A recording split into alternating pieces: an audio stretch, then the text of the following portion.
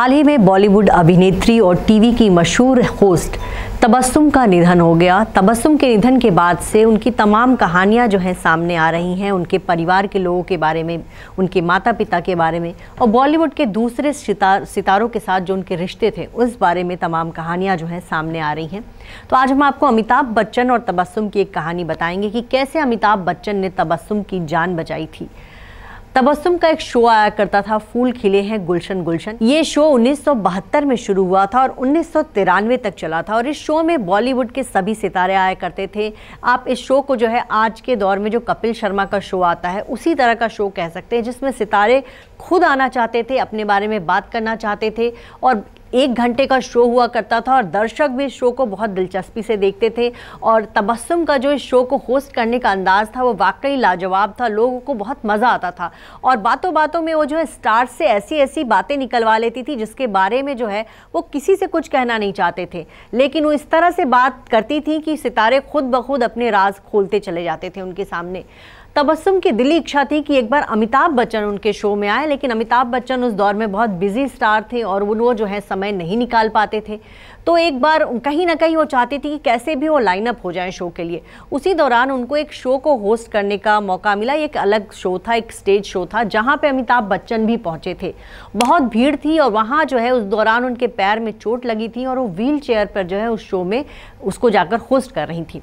तो अचानक से वहाँ पे कुछ आग लगने जैसी घटना हो गई, वहाँ भगदड़ मच गई, सब लोग भागने लगे और तबस्सुम चूँकि उनके पैर में चोट लगी थी, वो व्हील चेयर पे थी तो वो उठ ही नहीं पाई, वो बस चिल्लाती रही। ऐसे में अमिताभ बच्चन की नज़र उन पे पड़ी और वो बिल्कुल फिल्मी हीरो की तरह, जैसे वो अपनी फिल्मों में लोगों को बचाते उसी अंदाज में उनके पास आए और उनको जो है वो निकाल कर वहाँ से ले गए। इसके बाद अमिताभ बच्चन से उनकी बातचीत हुई, उन्होंने उनका शुक्रिया कहा और इसके कुछ दिनों बाद ही तबस्सुम के शो में अमिताभ बच्चन आए और उन्होंने जो है उनसे ढेर सारी बातें की, अपने बारे में बहुत सारी बातें बताई उनके शो में और वो एपिसोड काफ़ी हिट रहा था।